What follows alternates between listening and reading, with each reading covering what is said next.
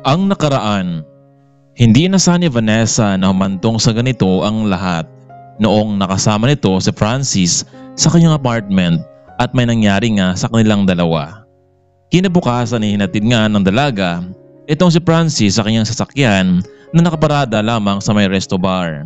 Walang naging imik ang babae dahil sa pangyayaring iyon. Matapos may hatid itong si Francis ay umuwi na rin sa kanilang bahay itong si Vanessa. Naabutan niya ang kanyang ama at ina bago ito nagtungo sa kanilang maliit na negosyo. Matapos kasing napagtapos ng pag-aaral itong si Vanessa ay tumigil na sa pagiging company driver ng kumpanya ang kanyang ama at nagtayo na lamang sila ng munting negosyo sa palengke. Yun naman ang ikinatuwa ng dalaga dahil magkasama na sila palaging pamilya. Oh, Vanessa, kumain ka na ba ng agahan? Tapos nanay, tay, papasok na muna ako sa aking kwarto. Oh, sige anak, kung nagugutom ka, may pagkain pa dito ha. Ikaw na lang ang kumuha at aalis na kami ng tatay mo. Siya nga pala, nagpaalam ang katulong natin na umuwi sa kanilang lugar. Kaya pinayagan ko muna. Okay lang yun, Nay. Kaya naman natin ang gawaing bahay eh.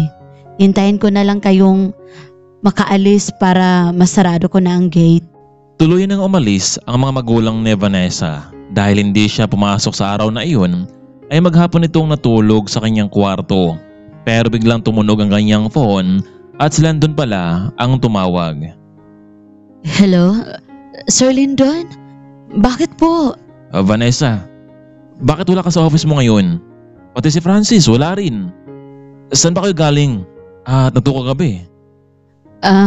Niyaya ko lang si Francis na mag-inom kahit kaunti sa isang rest bar.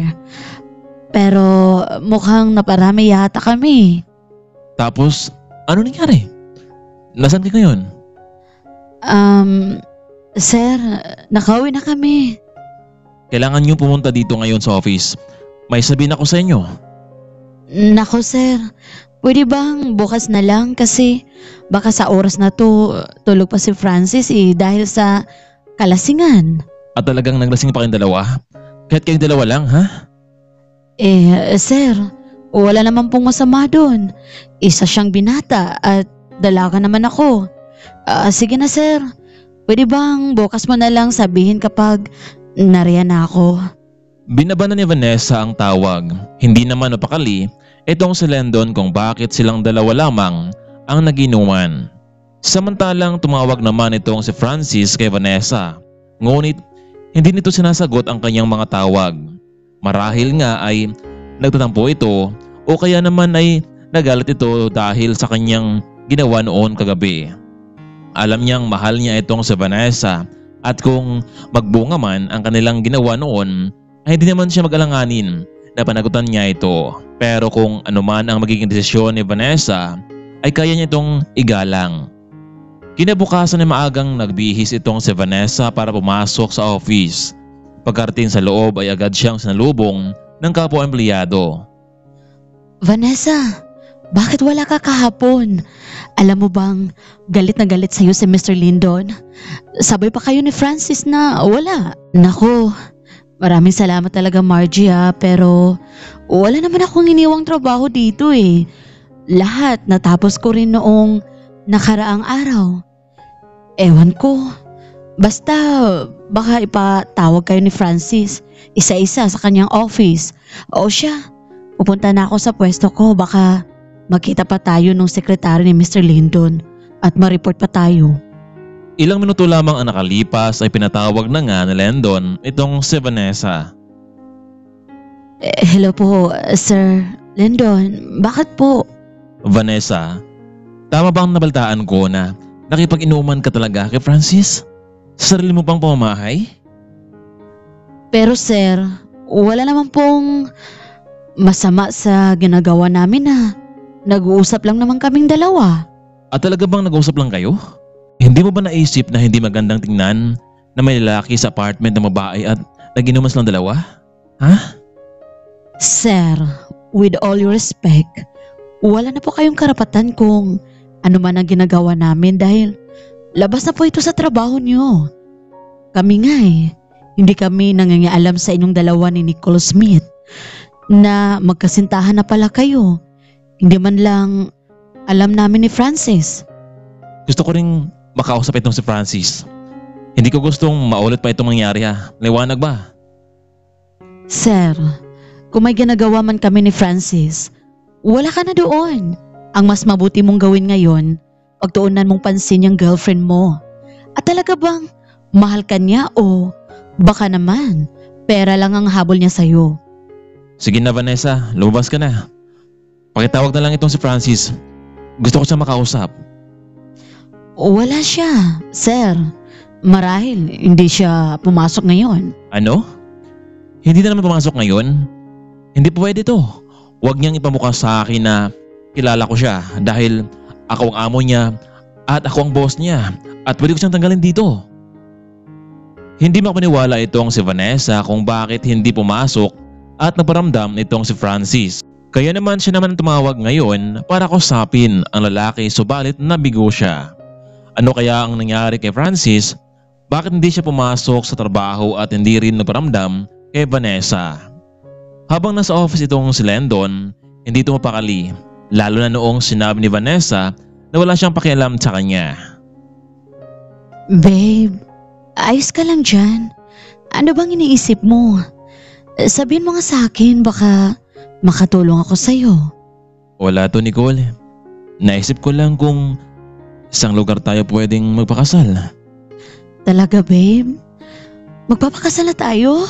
Pero kailangan palang maging maayos muna ang annulment natin. Yung annulment papers nyo ng asawa nyo. Babe, huwag kang mag-alala. Ginagawa ko na ang lahat. Pinapadali ko na ang lahat nga para makasal na tayong dalawa sa madaling panahon. Ilang linggo ang nakalipas, kahit anong tago ay lalabas pa rin ang totohanan. Nalaman kasi ng mga magulang ni Lendon na pumatol ito sa isang babaeng may sabit. Kaya naman sobrang nagalit ito sa kanya. Iho, wala ka na ba talagang ibang nakitang babae? At yan pang may sabit na pinapatulan mo? Pero ma'am, mahal ko si Nicole. Ano? Nagawa mo lang sabihin ang ganyang mga bagay dahil hindi ka pa nakahanap ng ibang babae. Subukan mong maghanap ng iba. Yung bagay sa'yo. Bakit hindi mo subukan si Vanessa? Bata pa lamang kayong dalawa, hindi ba? Kabisado nyo na ang isa't isa. Marahil, mas komportable pa ako sa kanya kaysa sa maging nobya mo. Yung babaeng iyan. Isang umaga noon, habang papasok pa lamang sa trabaho, itong si Vanessa ay napansin niya ang isang sasakyan sa may coffee shop at pamilyar iyon sa kanya. Yun ang sasakyan ni Francis, kaya naman agad siyang nagpark at pinuntahan niya sa loob ang lalaki para makausap. Francis, ano nangyari sa'yo? Ilang araw nang hindi ka pumapasok sa trabaho. Hinahanap ka na ni Sir Lindon. Kailangan ko lang mapag-isa, Vanessa. Francis, huwag mo namang suluhin ang problema mo. Kung may problema ka, nandito lang din naman ako para sa'yo. Kung yung tungkol sa nangyari sa ating dalawa, ako na humihingi ng pasensya sa'yo. Alam ko namang gusto mo lang akong tulungan Hindi ito tungkol doon, Vanessa. Yung mga parents ko, tumawag sa akin galing States. Ang gusto nila, pakasalan ko yung babaeng kababata ko pero hindi ko siya gusto. Dahil meron akong babaeng minamahal at gustuhan. Ikaw yun, Vanessa. Sana matulungan mo ako. Ano kaya kung magpakasal tayong dalawa nang sa ganun ay wala nang habol sa akin yung babaeng yun? Please, Vanessa. Para naman manahimik na ako. Ha? Seryoso ka ba, Francis? Pwede mo ba akong bigyan ng panahon para naman makapag-isip ako? Oo naman, Vanessa. At umaasa akong oo ang magiging sagot mo. Sabay hinawakan ni Francis ang kamay ng babae at niyakap niya ito. Samantalang sa mga oras ding iyon ay napagpasyahan nitong si Lendon na mag-coffee na lamang muna. At sa tanghali na ito babawi ng pagkain kasama si Nicole. Kaya naman sa pagpasok nito sa isang coffee shop, nakita niya sa di kalayuan ang dalawang tao na kilala nito at magkahawak ang kamay ni Vanessa at Francis na dumurog sa kanyang puso.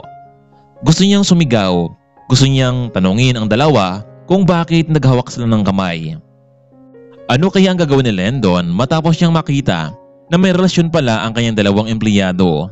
Tututol kaya sa kasal na maganap itong si Lendon kay Francis at Vanessa? Sino kaya ang totoong pipiliin ni Vanessa? Kaya mga kaibigan, wag na wag nating kaligtaan ang mas nakapanabik pang kwento sa ating part 4. Maraming salamat. Abangan.